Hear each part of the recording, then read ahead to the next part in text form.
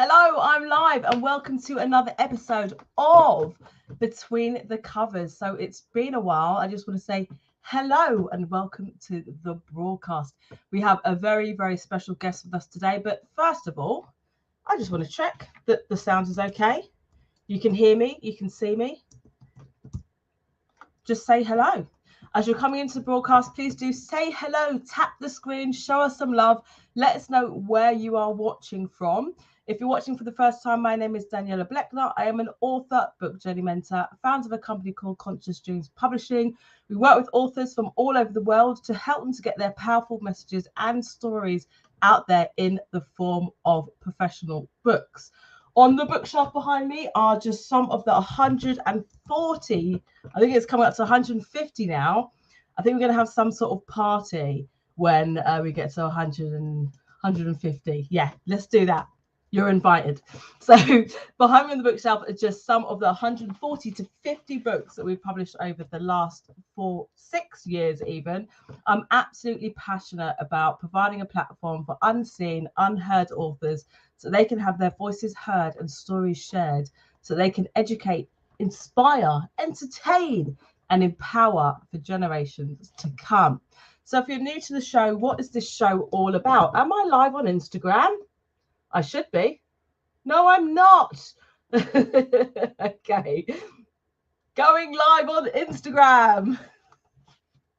So that happens when you're live. Going live on Instagram. Hello, just introducing myself again. My name is Daniela Blechner, book journey mentor, author, founder of Conscious Dreams Publishing, and I have an awesome and amazing guest. You have tuned into Between the Covers. What is this show about? It's about really giving you an insight into what it takes to actually write and publish a book. So many people want to be authors, people that I consult and speak with all the time, but it's just understanding and getting insight into the author journey, the journey that we very, very rarely hear about. We just see the finished product. We have no idea about the actual journey. It's also a chance for you to learn a little bit more about the writing and publishing industry. And it's a platform for authors, whether they're published through Conscious Dreams Publishing, whether they've self-published or whether they've been traditionally published, to really share their experience of being an author and their message as well. So if you find this of worth and value, please do share this out, tap the screen, show us some love, let people know about the show. I air every Wednesday, 7 p.m. GMT, 2 p.m. EST. For the next few months, we have guests booked. So before I introduce to our guest, I want to just tell you one of the favorite things that I absolutely love about my job, being a book journey mentor. I love, first of all, meeting clients and really getting a sense of who they are, what their message is, and most importantly, why they're writing their book. The why is so important. Why is this important for them to get their story out? Why is this message important for them?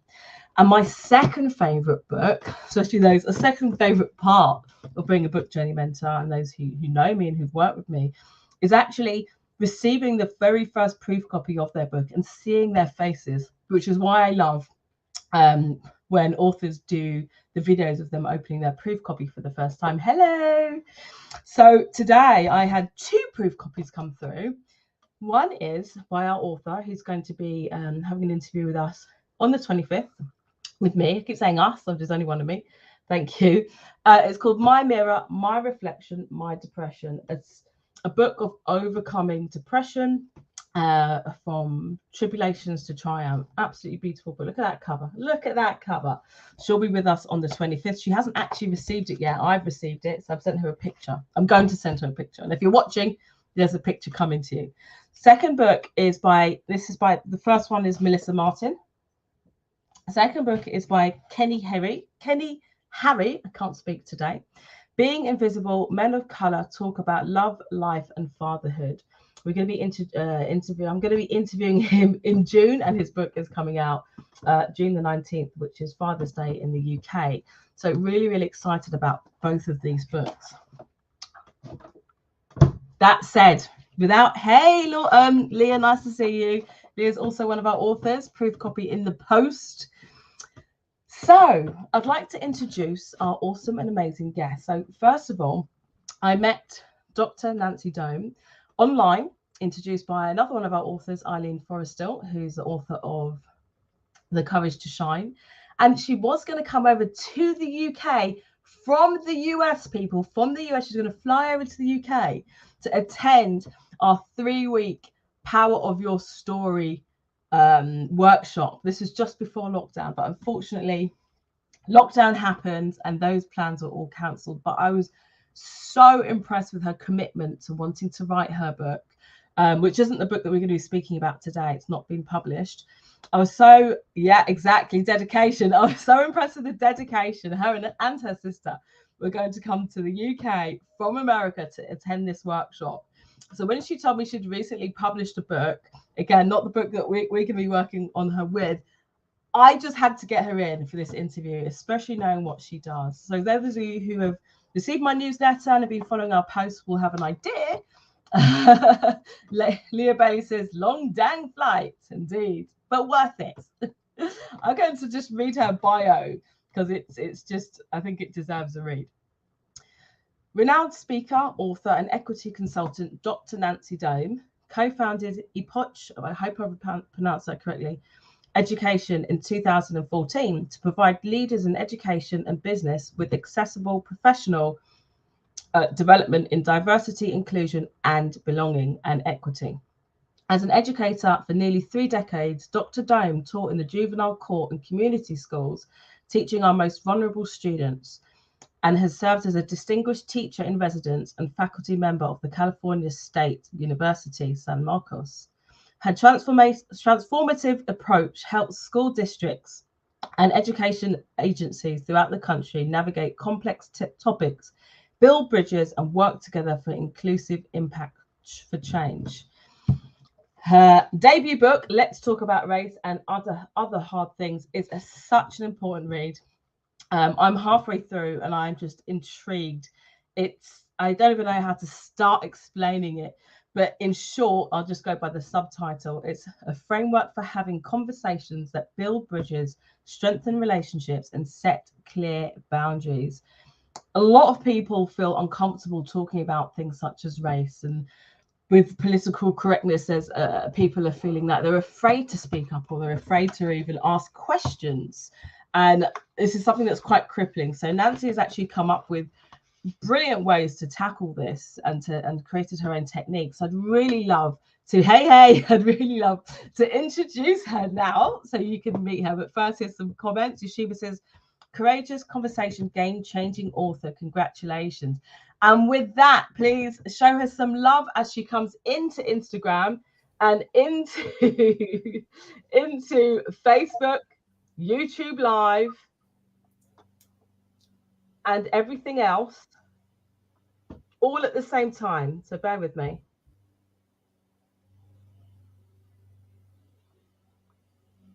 There we go. So I'm just inviting her into Instagram as well. This is a skill to do this, people, just so you know. Show us some love. And again, this is a very, very interactive show. So if you have questions, feel free to throw them up, ask your questions. Okay, got ya. There you go. Inviting you into Instagram now. And as you're watching, hey, Justina, I showed the cover of Being Invisible. So I just want to big up Justina. She actually did the illustration here for the cover. So, hey, it's looking good.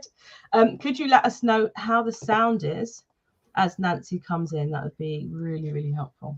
Hi there. I think I'm in. Can you hear me, Danny? You're in. I can hear you perfectly. If you're watching via Instagram, please just give us a 1 if the sound on both of our cameras is fantastic. Great, you've turned your camera around. If you're watching on Facebook, please also give us a 1 if the sound is working for you as well. Hey, Naya, love from Facebook. Yes.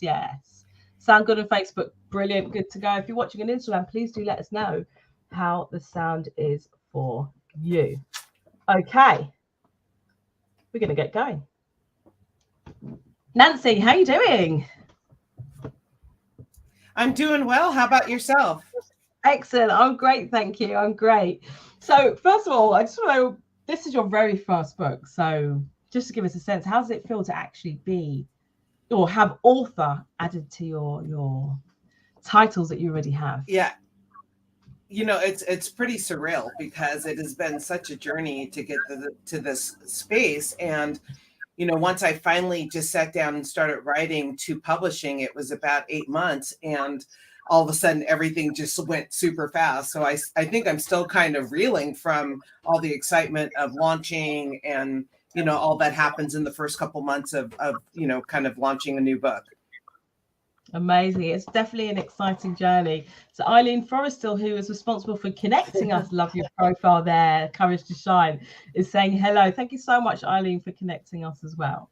I'm always interested in the person first and foremost. So tell us about you. You're a renowned speaker, you're an author, equity consultant, but what set you on this journey to doing what you do? Was there a catalyst to get you on this journey?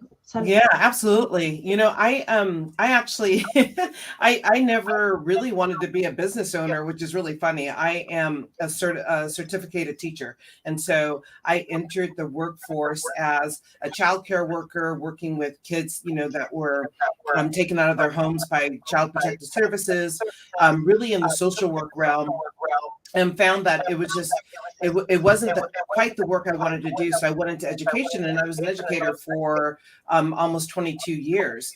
And so when I started this business, it was really because every time I kept thinking about my impact, like what kind of impact can I have in the role that I'm in? So when I was a classroom teacher, I had a great impact, but it was a small group. And when I became a college professor, I was training teachers, which gave me more impact, but again, it wasn't enough. And so I kind of just kept following where spirit was guiding me truly about where can I have the greatest impact to get my message across to really support and help those most marginalized in our communities.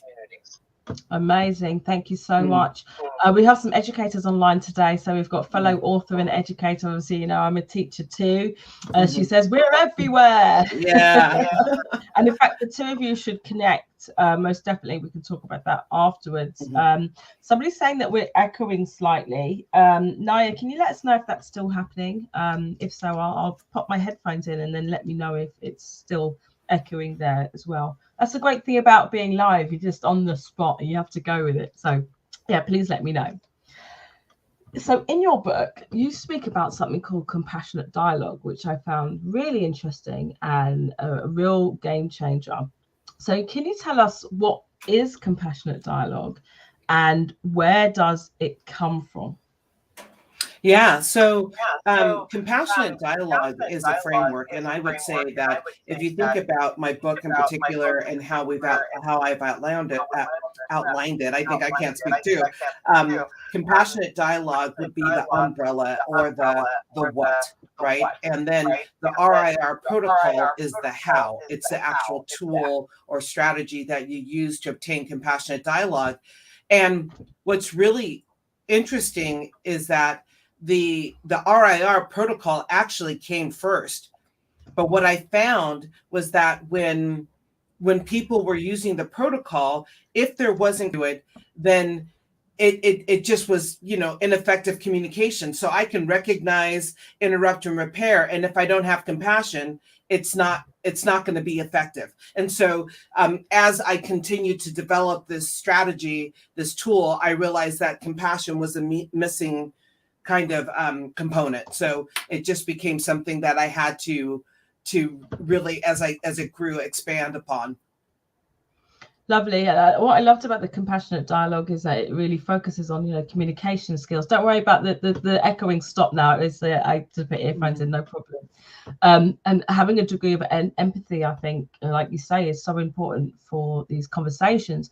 But you mentioned RIR, repair, interrupt. Sorry, I've got it wrong. Recognize, interrupt, repair. I knew it. Yes, recognize, interrupt, and repair. Could you just go into a little bit more detail, because this is obviously new to a lot of people here who are listening. So yeah, I think it'd be really valuable.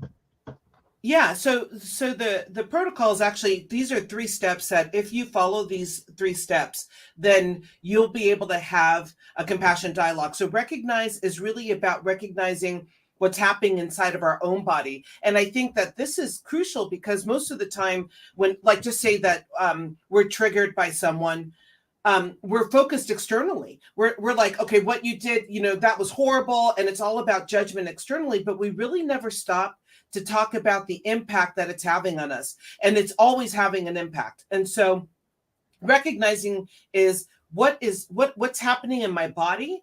And then what is that feeling? How do I name it? And by giving some attention to that, when I get to interrupt, which is the I, I'm able to take into account my own reaction to what happened. And I'm able to, for me, I call it ride my emotional wave so that I can take out the reaction in that. So like, let's say it this way. If you're angry, Daniela, and someone makes you angry, if you don't kind of breathe and mitigate that, the things that come out of your mouth are not necessarily the way you want them to come out.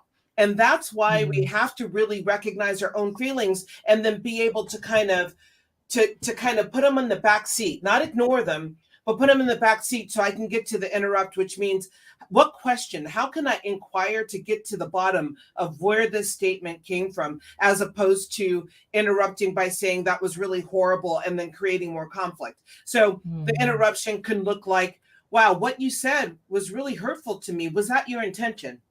Right? But it shifts completely the way that someone hears that and their ability to respond instead of us getting into a battle.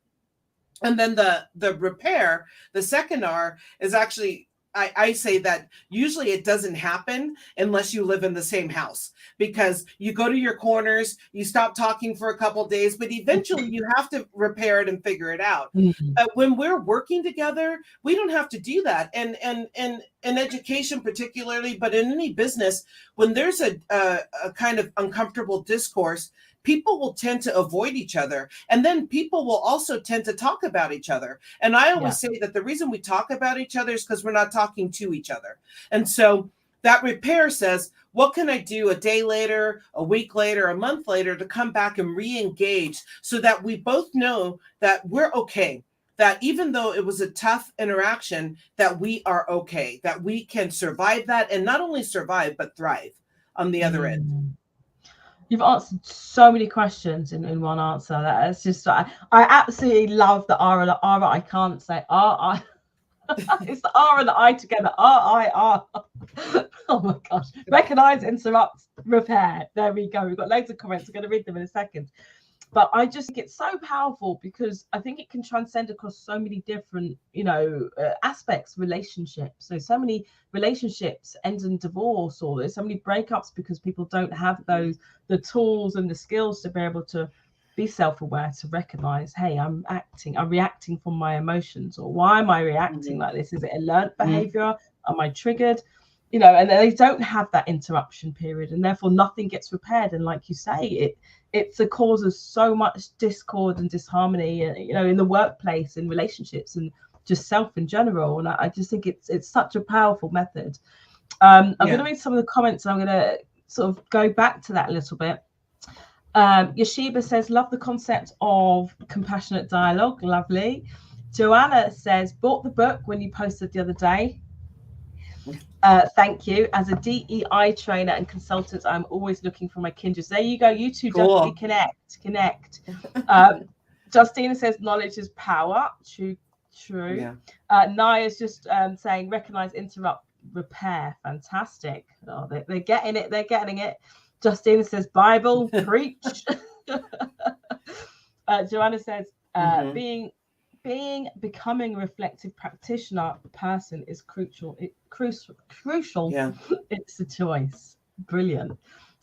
Also, this it's so important not to have a non-conversation.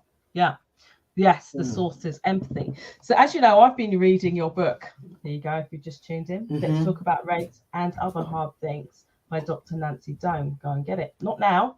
After the interview. So actually today I was reading about how you actually put that into practice, and what I love about your book is you talk about the case studies and how you've actually lived this yourself, how you went for a coffee with one of your colleagues. And can you just talk a little bit about that, because it's not always coming to the same agreement or you don't necessarily have to agree on the same thing, but can you just share a little bit how you use that RIR in that particular situation? Yeah. So I'm sorry, Dan, you kind of cut up. What situation were you referring to? So I was reading about how you actually applied this in your real life. And you went for a coffee with somebody. I just wanted you just to give us a brief idea of that story so people get a sense of how you've actually used that in real life without having to, agree on the same thing. It still works. Yeah. I'm not sure which one you're talking about, but I got one that'll do it. So yes, fine. One of the stories in the book is just about a friend of mine who we were friends for, a long time. And I just noticed some patterns in her behavior with me. And, I was always kind of like a last choice, and she would cancel on me. And I always say that it felt like the grass was always greener. Like I was a good backup option, but I wasn't a good primary option. And that's actually really damaging for, just how I feel and about how I'm used to how I expect people to treat me. And I remember just finally coming to this realization that I can no longer be friends with her. Like, I love her. It didn't change how I felt about her, but I just didn't have people in my life who were like that. And so she came over and we actually sat down, and I proceeded to let her know that we couldn't be friends anymore. And we both were in tears, and it was very emotional. I explained to her why, and she heard it, and that was it. And for me, it was truly over. But for her, she really heard what I said, and it took a while, but I would say for 6 months, she worked really hard to just build my trust back and to let me know that she was truly there to be a friend. And we are friends today, and our friendship is better and stronger. And I think the most important part of that story is that before the protocol, before I started practicing it in my life, I would have just walked away from her. I would have just ghosted her, because that's kind of how we've been conditioned. Is just that we're uncomfortable. We don't like someone. I'm not going to tell you why. I'm just going to stop talking to you. And so for me to be able to use the protocol, I mean, the happy ending was great, but I also want to just add the caveat that repair does sometimes mean divorce. Sometimes it does mean that the relationship is over. But what's different about getting to that decision through repair, through the protocol, is that you've exhausted your avenues before you've made that decision. Like, had I not done that process, I would have just divorced her, right? And we would have never had the opportunity to rebuild and deepen our connection. And I think that, especially with people in your life that you have a relationship with, sometimes you got to figure out how to navigate those tough things. And we got to be willing to lean into discomfort to do that. Yeah. And it's worth it. It's worth doing. 100%. I think that's so powerful, because often we, like you say, we either cut off from people because they haven't, met our expectations, but they don't know what our expectations are. And sometimes it takes having that uncomfortable conversation to be able to regroup and to come back stronger. And sometimes it doesn't always work out. And the facts of 100%, the truth, which is so important. Leah says it's also so sensitive when you recognize that you don't know, but you don't know how to ask without assuming it's the other's job to educate you. Brilliant. And that takes us on, amen, sisters. That takes us on nicely to the question that I have about sort of political correctness. You mentioned in your book that we're living in an era of I can't say it. That's another phrase I can't say. Political correctness, whereby we're getting to the point where we feel like we can't be honest about how we feel, or we're stepping on eggshells because we're not sure how to broach something. Look at, for example, in 2020 with George Floyd, as everything blew up on social media. You had people feel afraid to say things, or they might say the wrong thing. They want to say something and they don't know how to. I was discussing this with lovely author Leah Bailey, who's watching today. So what do you think the effects of this, political correctness is having? And for readers who are worried about offending other people with their opinions, how do you recommend that they, enter a conversation about whatever the uncomfortable situation is, let's say race? Yeah, I mean, so political correctness, I think that there's two kind of conversations happening there. One, as I write about it in the book, I think this notion of fear getting in the way of our ability to have the conversations that I really truly believe we need to have is problematic, and that's what I'm referring to. But there's also a faction of people who think that being rude and offensive is, by having an expectation that we actually show up kindly with each other, even when we're disagreeing, is somehow being politically correct. And I disagree with that. I think that I can show up, we can have tough conversations, I can be direct, I can be honest, but I don't have to be mean, and I don't have to be abusive, and I don't have to be rude about it. So, really balancing out what is our definition of political correctness. But the way I'm talking about it, about our inability just to even have these conversations, I think that is harmful for us, because we've been conditioned our entire lives to not talk about some of the most important things in our lives, to talk about our identities, to talk about politics or religion, or those things, that those have been the trinity of things that you never speak about. And I think it's a problem when I can't speak about some of the things that are most important to me and make me who I am. And so, what is it like to be able to have a conversation? I mean, now it's going to be really interesting because, as you're aware of what's happening with our Supreme Court now, with Roe versus Wade and the overturning of that legislation, like, people have to start having these conversations, and we should have been having them a long time ago, about, what does it mean, and what does it mean for me to, what does it mean to be a democracy? What does it mean, all these things, and our politics, and I want to separate that from political parties, right? Yeah. But politics is something we absolutely have to talk about, since we're a representative government. So if we can't talk about, we're voting for people to represent us, and yet we can't have these conversations. Like, this is important. This is how our democracy is supposed to function.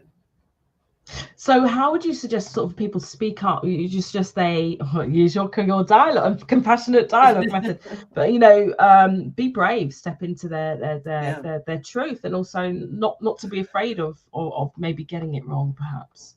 Yeah, so I mean, the one thing, like anything, it requires practice. You're not, because we have been conditioned not to have these conversations. The first times you do this, it's going to feel uncomfortable. And we have to first discern whether we're uncomfortable or unsafe. If we're unsafe, then you don't have the conversation. But if you're uncomfortable, we have to start, like, kind of training ourselves to lean into that discomfort and normalize discomfort for ourselves, knowing that we will be okay at the other end. I mean, discomfort is a wiggly path, and there's a lot of detours on there, but what we find at the end is that we are actually going to be okay when we have these. And once we start having the conversation, all those butterflies and things usually dissipate.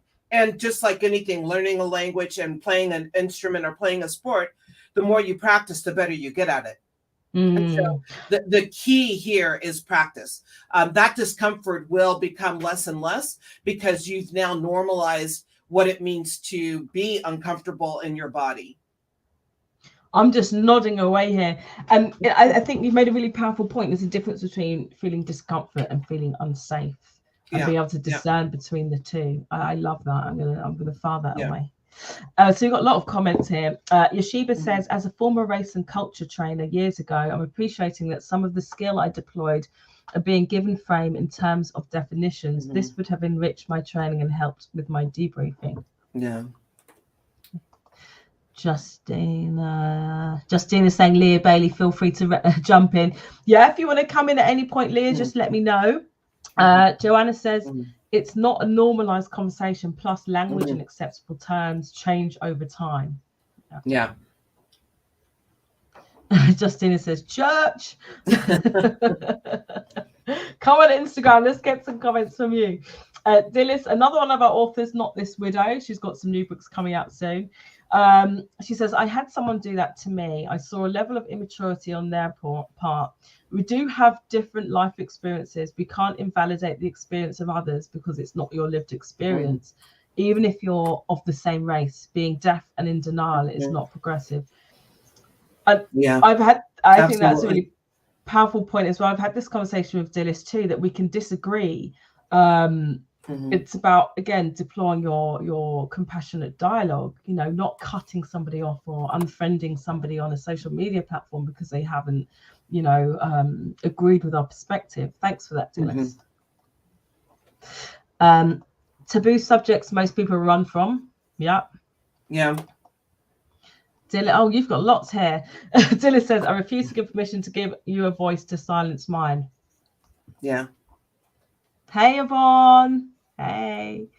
In a meeting last year, someone referred to safe spaces as brave spaces. Leah read us a poem before she knows, not trying to put you on the spot, homie.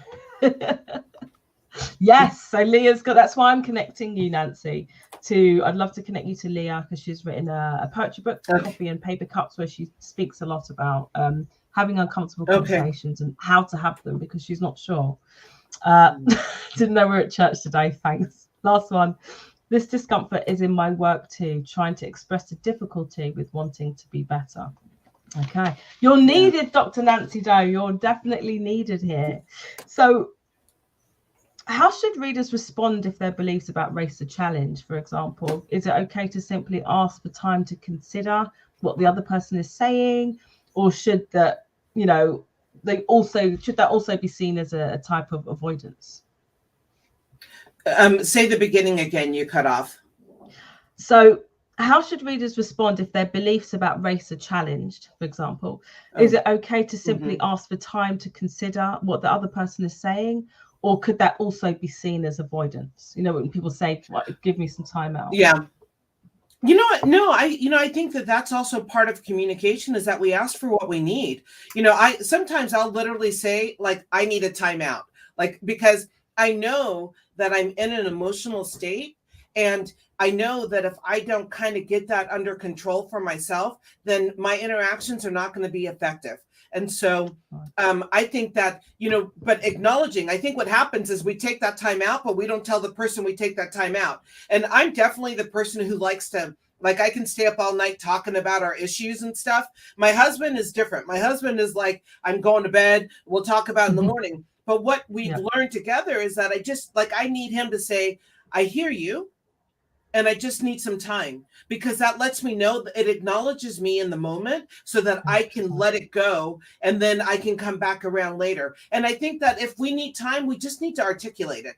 And I think that's been the missing piece, is that we need time, but we don't ask for it, or I shouldn't say ask for it. We don't inform, right? And then people are stressing out to, you know, because they're feeling this anxiety about wanting to resolve the issue. And again, we all are different, and we show up differently. And so we have to make space for people to communicate differently and to show up in their time. But acknowledging and saying, I don't think that's a detour if you're being authentic, and if you truly plan to come back around and address it later.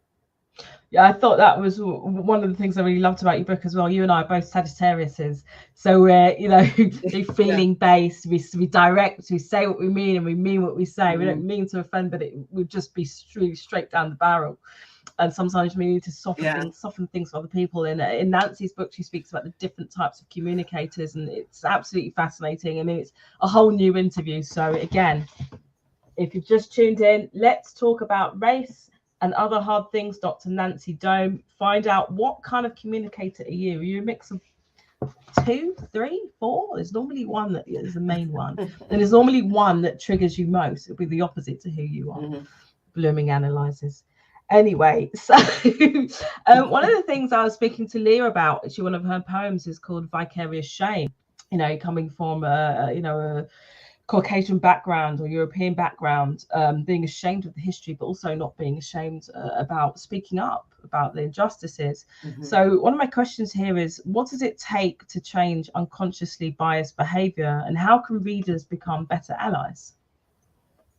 Well, first of all, you can't change any behavior until you acknowledge that it exists. And so you have to be willing to look within yourself. And sometimes it takes a friend or someone to point it out. And I always try to say, you know, here, take what resonates, what makes sense to you, and let go of the other stuff. But we can't just shut down people because we don't like what they said. So first, recognizing your own biases, and the protocol actually works on the intrapersonal level as well. So once you recognize that you have a bias, you can actually strategically work to eliminating it. And some of that process could be, for instance, I have a friend, he's a colleague actually, and a friend. And he, since 9/11, he had a major issue. He and his wife with Muslim people. And even though intellectually he knew that he should not be lumping them all together, he was. And he acknowledged that. And one of the things that we did as a challenge, because he wanted to overcome it, was he put himself on a cultural plunge. So he went to a mosque in his neighborhood, and he met with the leader of the mosque and started talking to them and shared his fears and his concerns and really personalized. And for him, it was the beginning of a journey of really not only identifying, but rectifying his prejudice that he had against Muslims. But for him to first say it out loud was what had to happen. He had to first acknowledge it, because it was there, whether or not he brought it up to his consciousness. And I just believe that, we have to be willing to critically look at ourselves and know that we are a human being having a human experience, which means that we are imperfect. And so we have to release our ideology about being perfect, about not making mistakes. And we just have to be willing to lean in and say, hey, you know what? I can be better here. And I know this is an area of improvement. 100%. And that will just cut out a whole heap of defensiveness, just being able to examine, like you say, our beliefs aren't us, they're part of us, but examining where they come from, where have they been passed down from, what's influenced us to think that way, and are you willing to see things in a different way? And that's, again, something I love about your book. It explores so many different avenues and aspects. Okay, so we've got some more. Okay, just to let you know, I could talk to you for days, but we have 15 minutes left. So if anyone has any questions, please throw them in, because I've got about 6 more. Okay, so jump in at any time. Yeshua says, I was once training a group of voluntary sector, and as I started the icebreaker, one of the white males in the session stood up and accused me of being racist for all this talk about black this and black that. My co-trainer wasn't happy with my empathetic response. How would you have handled that? It feels like that's a conversation for you with your coworker, because people, again, as I said, we all have our lived experiences, and that white participant is coming from his perspective. And I don't think there's anything wrong with explaining why you're coming from that place and doing it with empathy and having a level of understanding. Because, the one thing that we have to understand is that race has been off the table as a conversation for everybody, and particularly white people. White people, and I'm making a broad generalization here now, so I understand that there are white folks who don't fit into this category, but historically, and I'll speak for the US too, white people have rarely had to really talk about race, and in fact choose to avoid it because of all the racial historical connotations. They want to just be colorblind. They want to just, we're human. But people of color are forced to talk about race. We talk about race. I mean, my grandmother was born in 1912, Alabama, during Jim Crow. So when we were raised, and in the 60s and early 70s, as I was growing up, my grandmother was telling me every day, reminding me that I was a black girl, that I had to be careful, that I had to work hard. I mean, this is an education that black and brown children get very early on, that white families don't understand unless they have some kind of contact or relationship with people of color. And so to them, it seems like we talk about it too much. And for us, it seems like you don't talk about it enough. And that's why we have to have those conversations. And I think showing up with empathy and explaining why, and the fact that it's important to you, I don't see that there's a problem with that. But I think the colleague, it can be, there are people, again, within the same racial groups who just have a different approach to it. And so we have to figure out, when we are co-facilitating together, who we each are and how we show up, and seek to understand that. Thank you so much for answering that so succinctly. I think it's such an important conversation. And like I say, this whole, just going into like completely like racism and institutional racism, this has been going on for years and years and years, decades, and longer than that. And it's something that we, from the womb, you're born into this. You understand this. It's part of your life. Same as yourself. I was told as a woman, you're gonna have to work 10 times as hard. As a Black woman, you're gonna have to work 100 times harder. And I already had that in my psyche from a very young age. I experienced racism not because I was told it or somebody made me aware of it. It's because it happened. I remember, 2020, I was when the whole George Floyd, not like that was the only incident that's happened, but it seemed to really have taken off, and it seemed like that was the first time people, white people as well as us, were really listening. And you had all this stuff about allyship, but also it was quite toxic, I found, on social media around that time. And a lot of white people said, wow, when I went over a story I had on the bus, and it was completely normal for me at like 13, 14.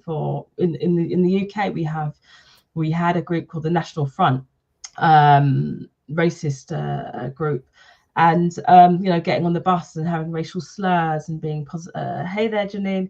At one point I was starting to be stabbed, and for me it was a way of life.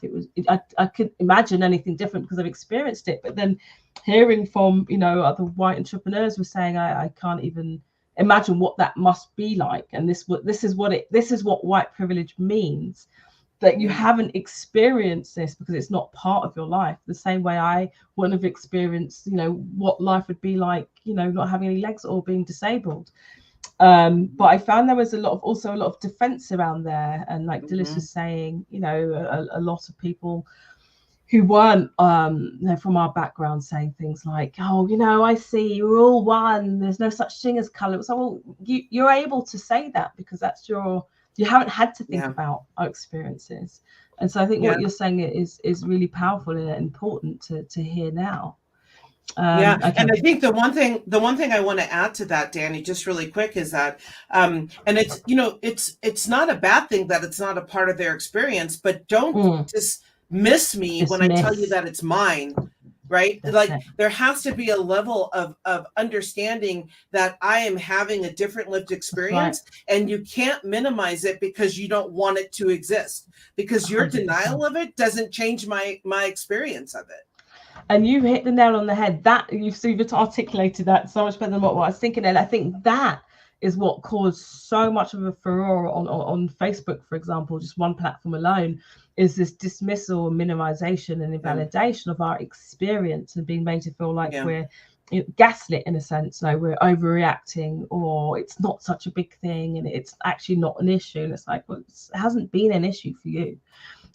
So how can people, what role do emotions play, and how can we really be in control of them? Because I definitely found myself even being triggered by seeing people even respond to others in that dismissive way. I had to just take time out away from social media at that time. Yeah.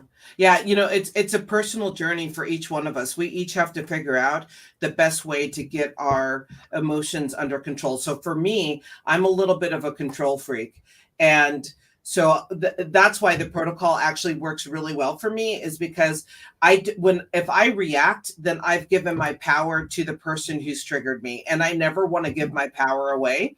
I always want to hold on to it. So I find that for me, it's better for me to ride my emotional wave, get my emotions under control so that I can ask a question. And that's also part of the strategy, is in asking that question for the interrupt, making it an inquiry rather than a judgment. Then once a person starts answering that question, it actually gives me a few minutes to catch my breath and to kind of bring my amygdala back into, get control over it, because it gets hijacked and I want to fight, and so I got to get out of that fight mode and really get to a place where I can hear. And so asking a question that forces the other person to explain what they mean or what they intended gives me time to get my emotions under control. But I think each one of us we each need to figure out what is our strategy to do that. But it always is going to come back to, if you react, that means someone else is controlling you. If you respond, it means you're controlling yourself. And so it's always a understanding of, how do I want to show up in this moment? Lovely. Thank you. Respond, not react. Okay. Yeah. So I've got so many more questions, so I'm going to just narrow it down to 2 now. So in your book, you say resolution doesn't always equal forgiveness. So tell us what you mean by that. Yeah, it's kind of what we alluded to earlier. I say that resolution, repair is sometimes divorce. And it doesn't, forgiveness is not, I guess the big picture is that repair doesn't always mean that it's a happy ending, because when we think about repair, we always think about fixing something. We think about making it right, or, putting it back together the way it was. But sometimes repair is like, sometimes to repair a house, you got to just tear the house down and start again. Right. Yeah.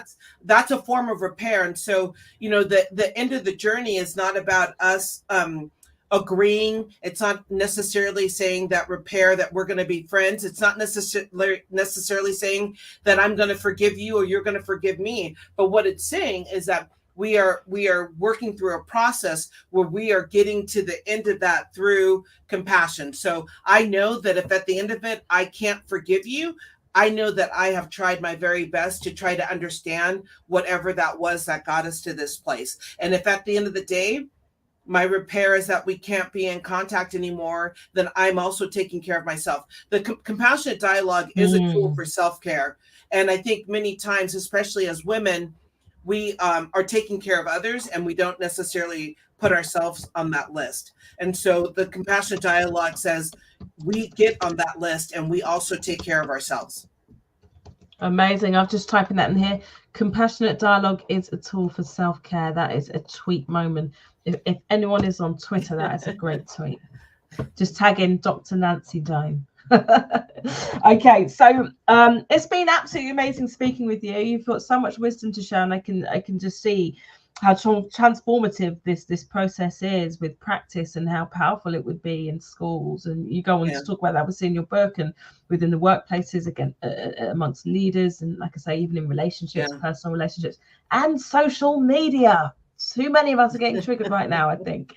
So please, if you're watching, please just give us one word. How did you find this interview, and what has been your biggest takeaway? And again, if you want to get a copy of the book, Nancy will, if you can, just pop a link to the book. We can get it from many different places, or whichever link is best for yourself. Remember, we've got a UK audience as well, so maybe a US and UK link would be great.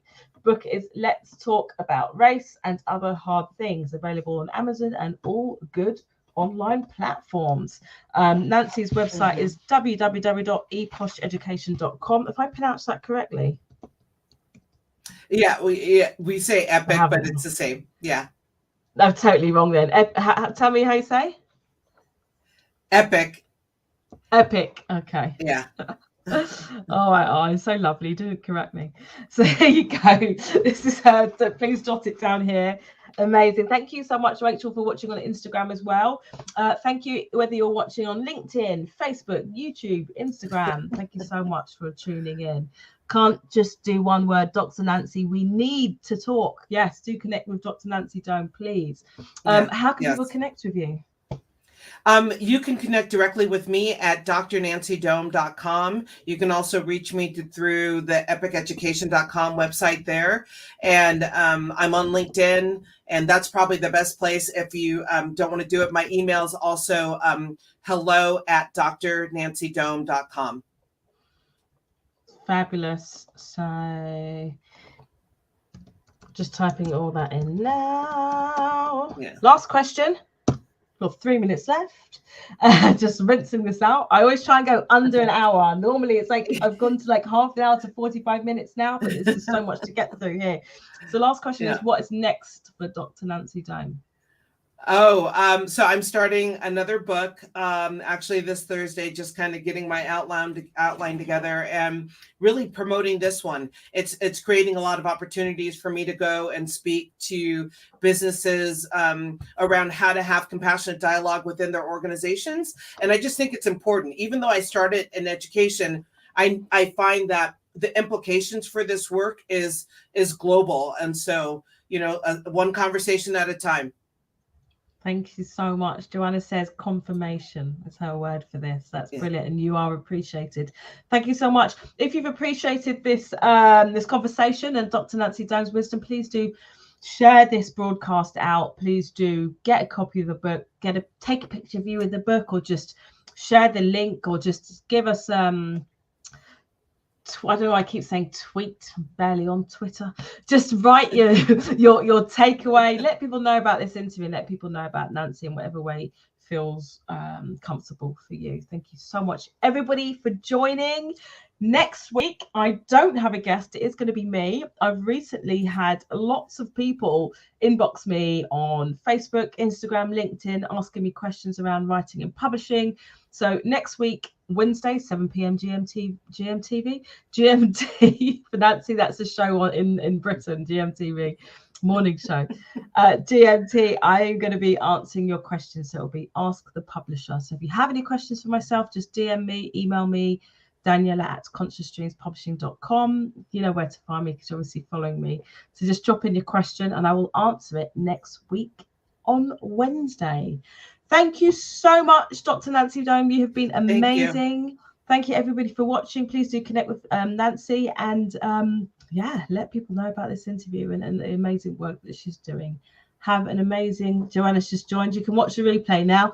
Good luck with the book, she says. Also, I will see you next week. And thank you so much, Dr. Nancy. And thank you. Enjoy. Bye bye. Bye bye.